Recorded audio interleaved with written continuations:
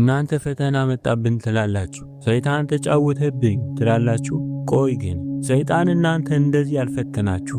ብዙዎቻችን ፈተና ይመጣብን በሐሳብ ወይም በስሜት መስሎን ይሆናል። ዛሬ ግን የማወራላችሁ ስለ አንድ ታላቅ ባህታዊ ነው። ለብዙ ዓመታት በጸሎትና በብሕትውና የኖረ ሥጋውን የቀጣ ዓለምን የናቀ ብርቱ አባት። ሰይጣን ግን በሐሳብ መፈተን ሰለቸው። ረቂቅ ሆኖ መዋጋት አቆመ። አካል ገዝቶ ልክ እንደኔና እንደናንተ ሰው ሆኖ እንደ ቅዱስ ሽማግሌ ተመስሎ ሊፈትነው መጣ። አያችሁ፣ የዛሬው ታሪክ የሚገርመው እዚህ ጋር ነው። የባህታዊ ግን እንዴት ወደቀ?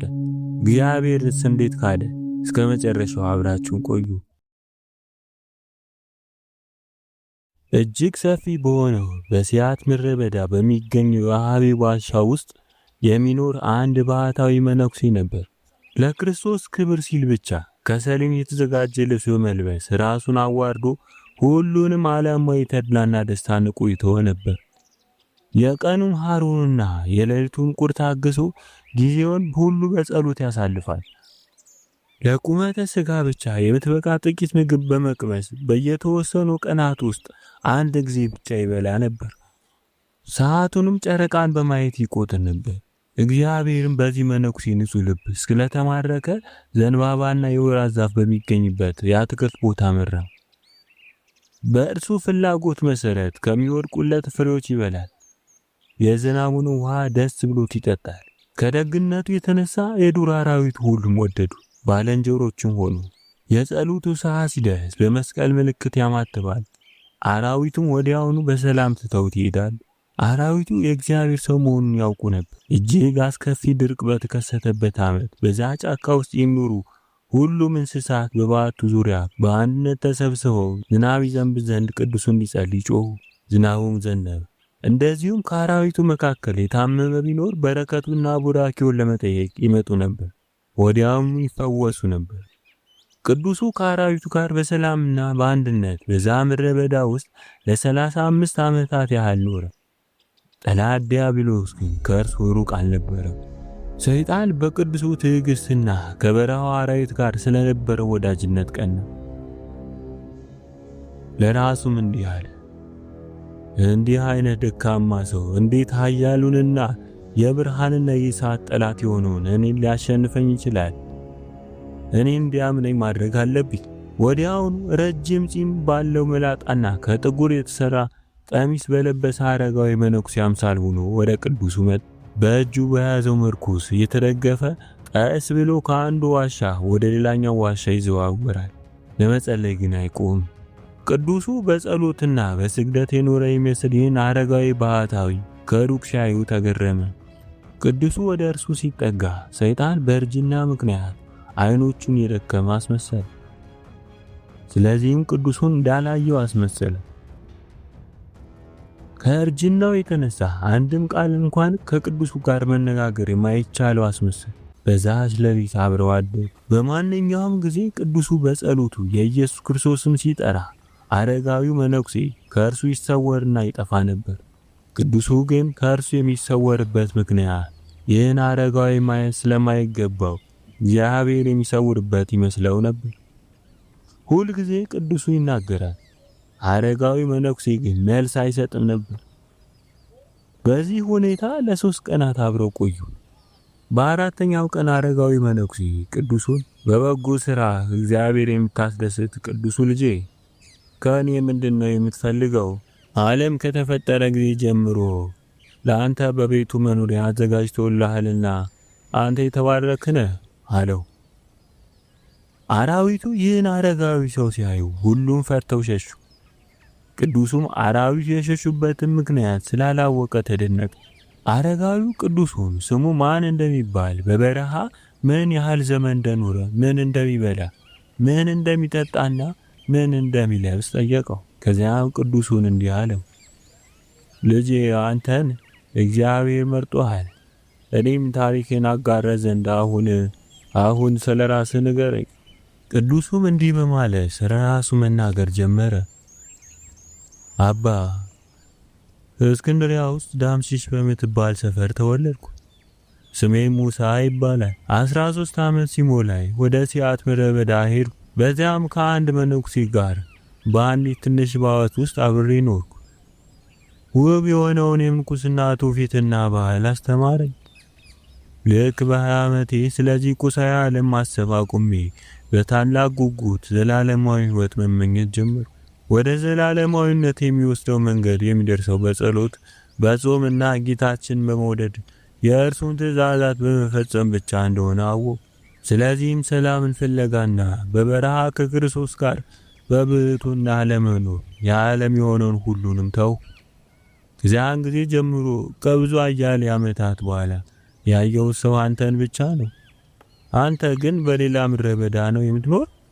ለ3 ቀናት አብሬ ቆየሁ፣ ግን እስካሁን ድረስ ስትጸልይ አላየሁህም።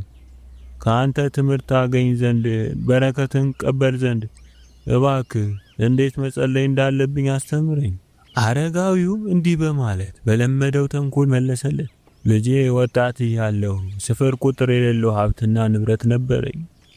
መብልና መጠጥን የማበዛና ድሆችን አምርሬ የምጠላ ሰው ነበርኩ። ለዝሙት ልዩ ፍቅር ስለነበረኝ ገንዘቤን ሁሉ በዝሙት ጨረስኩ። ሁል ጊዜ ባለማቋረጥ እቀናለሁ፣ ሰርቃለሁ፣ ዋሻለሁ።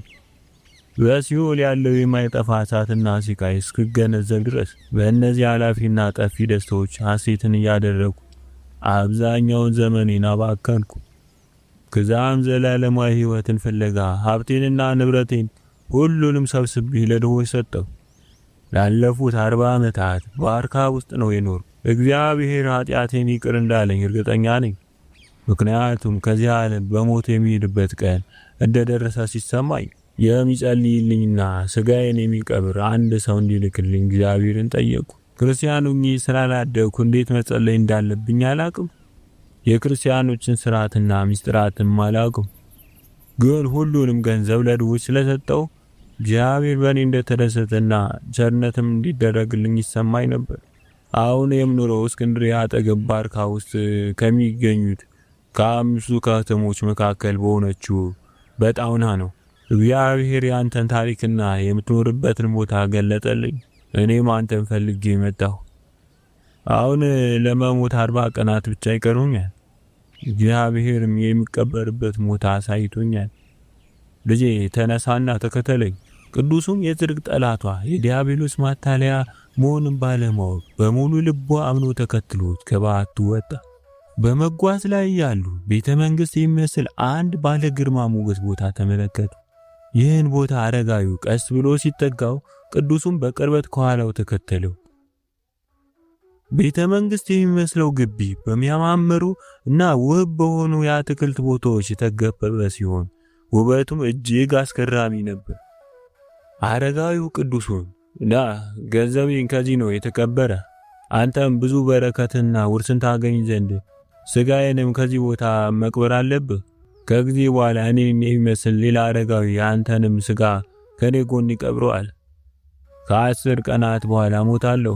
እውነትንና ጽድቅን ይንቃልና ዲያብሎስ ተጠንቀቀው አለው። ቅዱሱ ወደ በር ጠጋ ብሎ ሲያየው በውበቱና ከዓለም ተለይቶ በሚገኘው በዚህ ምድረ በዳ ውስጥ ወደር በማይገኝለት አሰራሩ በጣም ተደነቀ። ዞር ሲል የባላባት ልጆች የሚለብሱት ልብስ የለበሰች አንዲት ሴት አየ። በጣም ፈርቶ ከርሷ ወደ ኋላ ተመለሰ። አረጋዊው መነኩሴ ግን ቅዱሱን እንዲህ አለው፣ ልጄ ሆይ ተጠንቀቅ።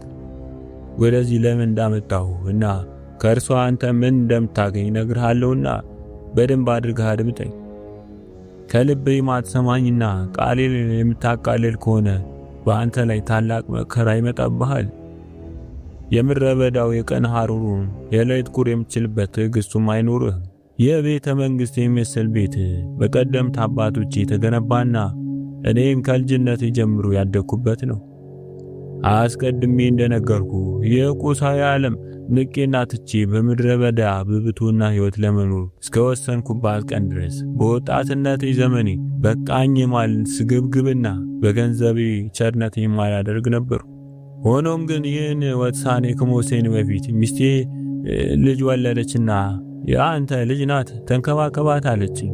ከዚያም ከጥቂት ቆይታ በኋላ ሞተች። በሁሉም ረገድ ልጄ ጥሩ አድርጌ ለማሳደግ የሚችለውን ሁሉ አደረግኩ።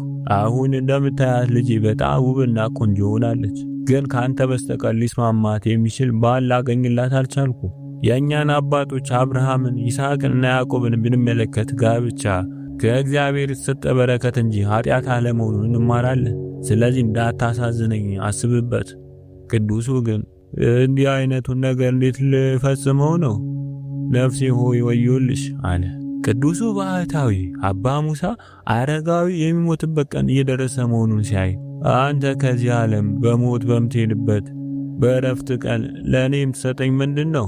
አረጋዊውን ፈጠን ብሎ ይህን ቤተ መንግሥት የሚመስል ቤትንና በዚህ ውስጥ ያለውን በሙሉ እሰጥሃለሁ፣ ተወዳጇን ልጄንም ሚስትህ እንድትሆን እሰጥሃለሁ። ይህን ብሎ ሰይጣን የሞት አስመሰለ። ቅዱሱም ወዲያውኑ ሥጋውን ተሸክሞ አስቀድሞ አረጋዊ ወደ ነገረውና ወደ አሳየው ቦታ ወስዶ ቀበረው።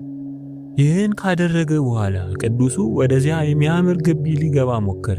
ነገር ግን ድንገት ኃይለኛ አውሎ ንፋስ መጥቶ ወደ ላይ አነሳውና መሬት ላይ ፈጠፈጠው። ቅዱሱ በጀርባው መሬት ላይ ተፈጠፈጠ፣ እንደሞተም ሆነ። ከወደቀበት ተነስቶ ወደ ራሱ ከተመለሰ በኋላ አካባቢውን ሲቃኝ ያ ቤተ መንግሥት የሚመስለው ግቢ ምልክቱ እንኳን የለም። ራሱንም ከሚኖርበት ዋሻ ብዙም ሳይርቅ በምድረ በዳው መሃል አገኘው። በጣም እርቦት ነበር። ከረሃቡ የተነሳ ምግብ ፍለጋ ያለ እረፍት ተንከራተተ። ከምድረ በዳው ሳር ነጭቶ በላ። ሳሩ ግን እንደ ወትሮ ጣፋጭ ሳይሆን መራራ ሆነበት። ስለዚህም ሳሩን ተፋውና መሬት ላይ ወረወረው። ይወዱት የነበሩት አራዊት አሁን ግን ፈሩት። የሌሊቱ ብርድ እንደ በፊቱ የማይመች ሆነ። ስለሆነም በምድረ በዳ ውስጥ የሚፈራ ሆነ። ይህ ሁሉ የደረሰበት የአረጋዊ መነኩሴ የሰው ዘር በሙሉ ጠላት የሆነው ዲያብሎስ በመሆኑ ነበር። ቅዱሱም ለራሱ እንዲህ አለ፣ ነፍሴ ሆይ ወዮልሽ፣ ለአንቺ ወዮልሽ። እግዚአብሔር ሆይ የንስሐ ዕድሜ እንዲሰጠኝ እለምንሃለሁ። የበረሃውን ሙቀትና ቅዝቃዜ የረሃቡና ጥሙን መቋቋም ስላልቻለ ወደ ዓለም ለመመለስ ተነሳ። ሰይጣን እንደገና አህያ የሚጋልብ አረጋዊ መስሎ ወደ ቅዱሱ መጣ። ወደ እርሱም ተጠግቶ የት እየሄድክ ነው ብሎ ሲጠይቀው ቅዱሱም ወደ እስክንድርያ ከተማ እየሄድኩ ነው። በአህያ ላይ ሆኖ የመጣው አረጋዊ ሰው ይህ ቅዱስ የሚያታለልበት ሌላ ዕድል ስላገኘ ደስ ተሰኝቶ እኔም ወደ እስክንድርያ እየሄድኩ ነው፣ ከኔ ጋር ና፣ በአህያዬ ወደ እስክንድርያ ወስድሃለሁ። የሰይጣን ሐሳብ ቅዱሱን በተቻለ መጠን ከምድረ በዳው አርቆ በመውሰድ ንስሐ እንዳይገባና ለኃጢአቶቹ እንዳያለቅስ ማድረግ ነበር። ከኃጢአታቸው በንስሐ ለሚመለሱ ለሁሉም እግዚአብሔር ምን ያህል ቸር እንደሆነ ሰይጣን ያውቃልና አረጋዊው ለቅዱሱ የሚጠጣው ውሃና የሚበላው ምግብ ሰጠው። ይህን የእግዚአብሔር ወዳጅ በፍጥነት ከምድረ በዳው ይዞት ወጣ። ከዚያም እስክንድርያ አጠገብ ያለች ሐላይ ተብላ ወደምትጠራ ቦታ ወስዶ በዛች መንደር የወይንና የበለስ ዛፎችን ጨምሮ እጅግ ብዙ ፍራፍሬዎች እንዳሉ ነገረው። በሁሉም አካባቢ ያሉ የዛች መንደር ሰዎች ሲበዛ እንግዳ ተቀባይ መሆናቸውንም ነገረው። ዲያብሎስ ለቅዱስ ይህን ነግሮ ከእርሱ ተለይቶት ሄደ። ወደ መንደሩ ሲጠጋ ሰዎች እየቀዱ የሚጠጡት አንድ የውሃ ጉድጓድ ተመለከተ። ቆሞ እነሱን እየተመለከተ እያለ የተቀደደ ልብስ በለበሰች በጣም በምታምር ውብ ሴት አምሳል ዳግመኛ ሰይጣን ወደ እርሱ መጣ። ከጉድጓድ ውሃ የምትቀዳበትን ስራ በትከሻዋ ተሸክማለች። ወደ ቅዱሱ መጣ። ማነ? ከየት ነው የመጣ? አለችው። እርሱም የምድረ በዳ ነዋሪ ነኝ፣ ጥቂት የሚበላና የሚጠጣ ፍለጋ ወደዚህ መንደር መጣሁ። ሴትዮዋም ና፣ ይህን ሌሊት በእኔ ቤት እረፍ፣ ምግብ መጠጥና ልብስ ሰጥሃለሁ። ቅዱሱ በምግብና በመጠጥ ከጠገበ በኋላ ያቺ ሴት ልብሷን ልትቀይር ሄደች። ከጥቂት ቆይታ በኋላ የምንዝር ልብስ ለብሳ መጣች። ወደ ቅዱሱ ተጠጋችና ለተጋድሎና በንስሐ እንደኖርክ ሰውነት ያስታውቃል፣ ያለምንም ጥርጥር በበረሃ የምትኖር ባህታዊ ነህ። እርሱም አዎ፣ ነገር ግን እኔን ከበረሃ ለማስወጣት ራሱን አረጋዊ መነኩሴ አስመስሎ ወደ እኔ በመጣው በዲያብሎስ ተታለልኩ። የማታውቅ መስላ ስለዛች አጋጣሚ ጠየቀችው። እርሱም ሙሉ በሙሉ አምና ስለነበር ሁሉንም ገልጦ ነገራት። በመጨረሻም ሴቲቱ የህይወት ታሪኳን በመንገድ ላይ ያለች የጋብቻው ጉዳይ በወሬያቸው መካከል አመጣች። የንጉስ ልጅ እንደነበረች እና አባቷ ከሞተ በኋላ እጅግ ብዙ ሀብት እንደወረሰች ነገረችው። ቅዱሱ በነገረችው ታሪክ ያመነች ይመስላል። አንድ ነገር ይጎድለኛል፣ እርሱም ባል ነው። በአንተና በእኔ መካከል ያለው ብቸኛ ግብ እኔ የምኩራብ አገልጋይ ልጅ መሆኔና የይሁዲ እምነት ተከታይ መሆኔ ነው። ስለዚህም እኔ በማምነው ሃይማኖት ውስጥ ክርስቶስ ስለሌለና ስለ ክርስቶስም ስለማናቅ አንተ ክርስቶስን ከመካድ በፊት ላገባህ አልችልም። ወዲያውኑ ቅዱሱ ከዚህ በላይ የምትናገሪውን ልሰማሽ አልችልም። ጌታችንና አምላካችን መድኃኒታችን ኢየሱስ ክርስቶስ እንዴት ልክድ እችላለሁ? ይህን ሲላት እሱም በመካድ አንተ የመጀመሪያ አይደለህም በማለት መለሰችለት። በመጨረሻ በብዝበዛዋና በማታለያዋ ብዛት ቅዱስን በወጥመዷ ወደቀ። ከዚያም ሴቲቱ እንዲህ አለችው፣ የልዑላንን ልብሶች አለብስሃለሁና ጠጉርህን መላጨት፣ ጥፍርህን መቁረጥና አሮጌ ልብሶችን ማውለቅ እፈልጋለሁ። ይህ ሁሉ የሚሆነው ግን የምኩራብ አገልጋይ ካህኑ አባቴ በባረከው ቅዱስ ውሃ ለመታጠቢያ ካዘጋጀውልህ በኋላ ነው። ሰይጣን በቅዱሳችን ላይ ያሴረው ተንኮልና ክፋት ይህን ይመስል ነበር። በኋላ መሻሽ ላይ ሴቲቱ ገንዘቤንና ሀብቴን የት እንዳስቀመጥኩት አሳያለሁ፣ ተነስ ተከተለኝ። አራዊት ወደሚርመሰመሱበት እጅግ በጣም ሰፊና አስፈሪ ምድረ በዳ እየመራች ወሰደችው። ቅዱሱ በጣም ተጠማ። ቢፈልግ ምንም የሚጠጣ ነገራት። እርሷም ቅዱስን ውሃ ለመፈለግ ወደ ተራራው አናት አወጣሃለሁና ባለበት ቆይ፣ ከዚያም ውሃ ካገኘው እንድትመጣ እጠራሃለሁ። እርሷም እርሱን እየጠበቀ ከተራራው ግርጌ ቆየ።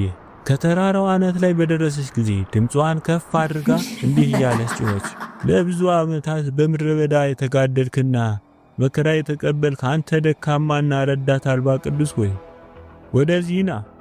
እነሆ አሁን ዲያብሎስ አቅፈዋልና እኔም ከእርሱ ሰራዊት አንዱ መሆኔን ተመልከት።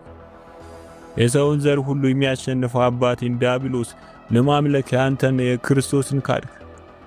አይሁድ በክርስቶስ እንዲያምኑ ያደረጋችሁ አንዱ እርሱ ነውና፣ ለእኔ ደስታ ለአንተ ደግሞ ወዮታ፣ መመለሻ መንገድ የለውምና በዚህ ሰፊ ምድረ በዳ ውስጥ አስፈሪ ሞትን ትሞት ዘንድ ለአንተ አታለልኩ። አንተን ከምታመልከው አምላክ በማራቅም ፍላጎቴን አሟለሁ።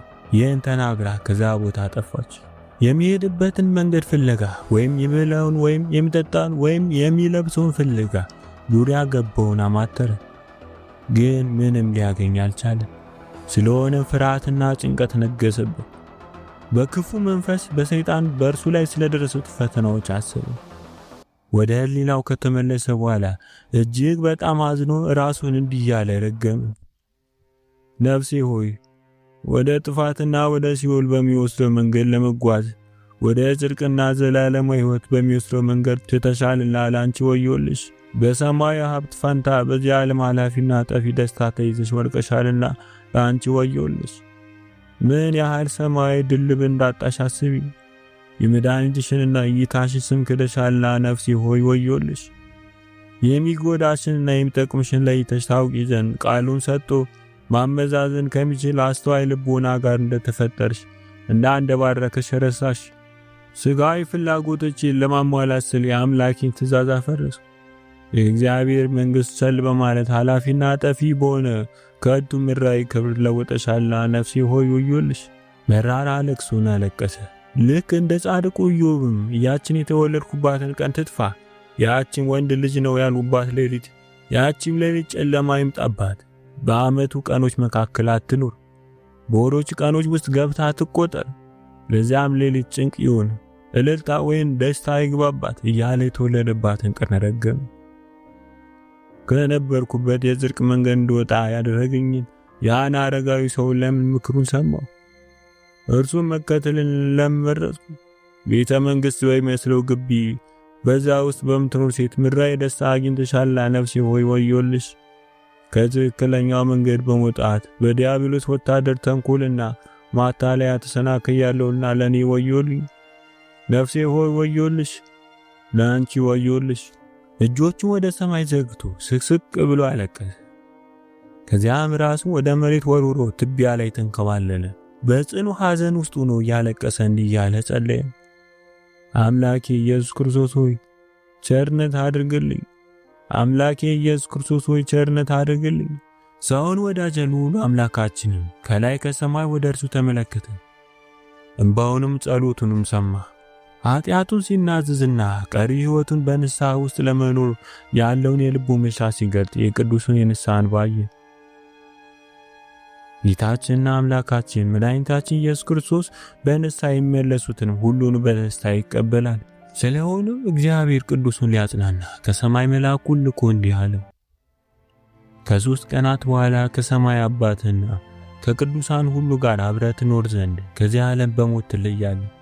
እኔም በሥራው እግዚአብሔርን የሚያስደስት አባ ሳሙኤልን ወደ አንተ ልክልሃለሁ። እርሱም ይጸልይልሃል፣ ሥጋህንም ይቀብራል። የእግዚአብሔር መልአክን ነግሮት ከእርሱ ተለይቶ ሄደ። ቅዱሱ በበረሃ ውስጥ አሻግሮ ሲመለከት ከሩቅ አንድ መነኩሴ ወደ እርሱ ሲመጣ ተመለከተ። ወዲያውኑ ተነሳና ወደ መነኩሴው ሮጠ። ከእግሩም ስር ወደቀና አባ እግዚአብሔር ለኔ ቸርነት አደረገልኝ፣ ኃጢአቴም ይቅር አለ፣ ዳግመኛ ልጅ ሆን ዘንድ ተቀበለኝ አለው። በእግዚአብሔር ፍጹም ሰላምታ እርስ በርሳቸው ተቃቀፉ። ከዚያም ስለ ፍቅር አንዱ ለሌላኛው ጸለየ። እርስ በርሳቸውም ቡራኬን ተቀባበሉ። ቅዱሱም ዲያብሎስ እንዴት በፍጹም ሊተወው እንዳልቻለ ማለትም ቤተ መንግሥት በሚመስለው ግቢ፣ በምድረ በዳ፣ በውሃው ጉድጓድ በጠቅላላ ምን እንደደረሰበት ለመነኩሴው ነገረው። ቅዱሱ ለመነኩሴው ሁሉንም ሕይወቱን አንድም ሳያስቀር ገልጦ አሳየ። አባ ሙሳ ለመነኩሴው ለአባ ሳሙኤል በዚህ በረሃ መኖር ከጀመረበት ጊዜ ጀምሮ እስካሁን ድረስ ቅዱስ ቁርባን አልተቀበልኩም ብሎ ነገረው። ካህኑ አባ ሳሙኤልም ልጄ ተነሳና ተከተለኝ አለው። ጥቂት ከተጓዝን በኋላ በሮቹ ሙሉ በሙሉ ተከፍተው ወደ ነበረ አንድ እጅግ ውብ ወደሆነ ቤተክርስቲያን መጣ። በቤተክርስቲያን ውስጥ ማንም አልነበረም። ወደ ውስጥ ገባና ጸለየ። አባ ሳሙኤል ወደ እኔ ጾርና ይህን ቦታ ታውቋለህ ብሎ ጠየቀ። እኔም አላውቀውም አባ፣ ይህን ቤተክርስቲያን በፍጹም አይቼው አላውቅም፣ ስለዚህ ቦታም ካሁን በፊት አላውቅም ብዬ መለስኩለት። ደግነት በተሞላበት ገጽ በፈገግታ ወደ እኔ ተመለከተና የቤተክርስቲያን ከምድረ በዳው የ10 ቀናት የእግር ጉዞ ብቻ ነው የሚርቅ አለኝ። ይህን እየነገረኝ ያለ ቅዱሳን አባቶች ወደ ቤተክርስቲያን መጡ። በሁሉም መቅረዞች ላይ ያሉ መብራቶችን አበሩ። ቅዳሴ ለመግባት ውብና ብሩህ የሆነውን የአገልግሎት ልብስ ለበሱ። ቅዳሴውን አባ ሳሙኤል መራው። ሁላችንም የክርስቶስን ቅዱስ ሥጋውና ክቡር ደሙ ተቀበልን። ከቅዳሴ በኋላ አባ ሳሙኤል ቀስ ብዬ አባ እነዚህ ሰዎች እነማን ናቸው አልኩት። እርሱም እንዲህ በማለት መለሰልኝ። እነዚህ እያንዳንዳቸው በበረሃ በብቱና የሚኖሩ ናቸው። በየዓመቱም በዚህ ቀን ቅዱስ ሥጋውና ክቡር ደሙን ለመቀበል በዚህ ቦታ ይሰበሰባሉ። በ5 የእስክንድርያ ከተሞች ላይ ተውሽሞ የነበረው ጻድቁ ንጉሥ አጋቢዮስ ባሳነጸው በዚያ ቤተክርስቲያን በየዓመቱ ይገናኛሉ። እርሱም ጌታችን ኢየሱስ ክርስቶስ የሚወድ ጠንካራ ክርስቲያን የነበረ ሲሆን ክርስቲያኖች ሁሉ ወደዚህ ቤተክርስቲያን ለጸሎት ይመጡ ነበር። ከጊዜ በኋላ ግን የሕዝቡ ኃጢአት እየበዛ ሲመጣ እግዚአብሔር ተቀደሰውን ቤቱ ከዓይናቸው እንዲሰወር አድርጎ ቤታቸውና የመቃብር ቦታቸው ይሆን ዘንድ በበረሃ ለሚኖሩ አበው ብቻ ገለጠው። አንተ ግን ከራሱ ከእግዚአብሔር በስተቀር በማንም ወይም በምንም ቢሆን ራስን ባታስጨንቅ ጥሩ ነው። ከዚህ በኋላ ስለሆነው ነገር ሁሉ አባ ሳሙኤል እንዲህ አለ። ከዚያም አባ ሙሳ አባ ሳሙኤል እባክህ የቅዱሳን አጽም የተቀበረበትን ቦታ አሳየኝ አለ። ወደ ተቀደሰ የመቃብር ቦታ እየመራው ወሰድኩትና በሩን ከፍቼ ገብቶ እንዲያይ አደረግኩ። በረከቱን ለመቀበል በጉልበቱ ተንበርክኮ ግንባሩን ከቅዱሳን አጽም በአንጻሩ ላይ አሳረፈ። በዚያ በቅዱሱ አጽም ላይ በግንባሩ ተደፍቶ ለተወሰነ ጊዜ ካለቀሰ በኋላ ከውጭ ቆሞ ነበርና ጠራሁት፣ ግን ምንም መልስ አልነበረም። ጠጋ ብዬ ሳየው ነፍሱ ከስጋው ተለይታለች። በጥንቃቄ ሸፈንኩት፣ በረከቱን ተቀበል። ከዚያም በሩን በእርሱ ላይ ቆልፌ ወጥቼ ሄድኩ። ወደ ባቴ ተመልሼ የሕይወት ታሪኩ መጽሐፍ ጀመርኩ። እኔ ደካማው ሳሙኤል ግሪክ ውስጥ የቅዱሱን ሕይወት ተጋድሎና በእጄ ጽፌ በበረሃ ለሚጓዝ አንድ መነኩሴ ሰጠሁት።